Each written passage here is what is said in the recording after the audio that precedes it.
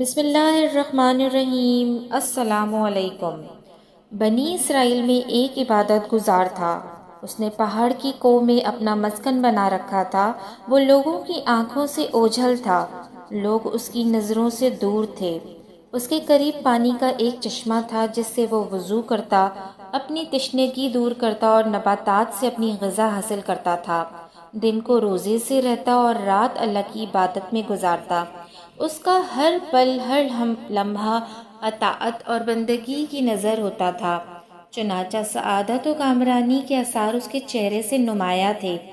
حضرت موسیٰ علیہ السلام کو اس عبادت گزار کی خبر ہوئی تو آپ ایک دن اس کے پاس پہنچے، لیکن اسے نماز اور ذکر و اذکار میں مشغول دیکھ کر واپس چلے آئے۔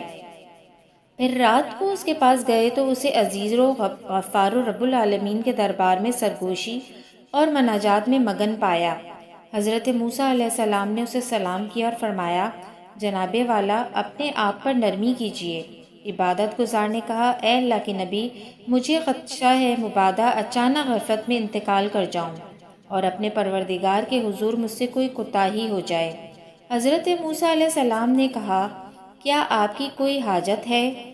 عبادت گزار نے جواب دیا، آپ میرے لیے پروردگار سے اس کی رضا و خوشنودی کی دعا کر دیں اور میری یہ التجا بھی پہنچا دیں کہ وہ مجھے زندگی بھر صرف اپنی ہی خوشنودی کے کاموں میں مشغول رکھے حتیٰ کہ میں اس سے جا ملوں۔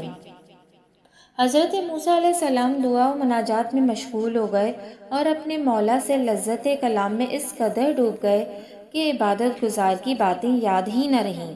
اللہ تعالیٰ نے موسیٰ علیہ السلام سے پوچھا، آپ سے میرے عبادت گزار بندے نے کیا کہا؟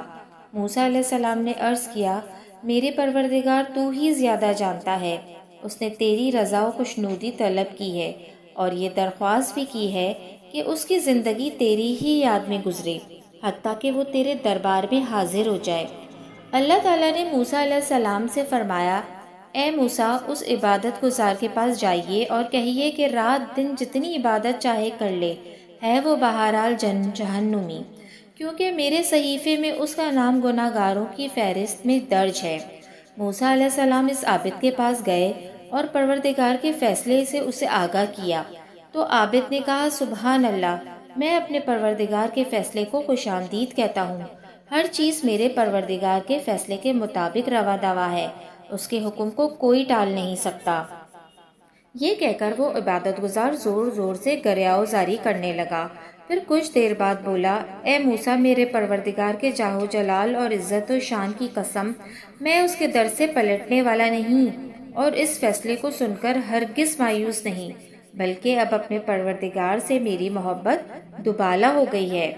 اس کے بعد جب موسیٰ علیہ السلام دوبارہ اپنے پروردگار سے دعا و مناجات میں مشغول ہوئے تو عرض کیا، میرے رب، جو کچھ تیرے عبادت گزار بندے نے کہا ہے اس سے تو اچھی طرح واقف ہے۔ اللہ نے فرمایا، اے موسیٰ، میرے اس بندے کو یہ خوشخبری سنا دیجئے کہ وہ جنتی ہے، میری رحمت نے اسے جا لیا ہے۔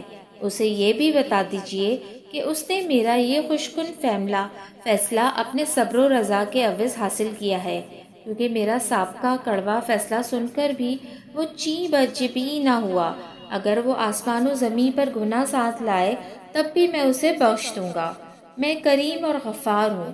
جب موسیٰ علیہ السلام نے یہ خوشخبری اس عبادت گزار کو سنائی تو وہ سجدے میں گر گیا اور پروردگار کی حمد و ثنا کرنے لگا، اور پھر اس طویل سجدے میں ہی اس نے جان آفری کے حوالے کر دی۔ جزاک اللہ۔ اگر آپ کو میری یہ ویڈیو پسند آئی ہے تو پلیز میرے چینل کو سبسکرائب کرنا نہ بھولیے گا۔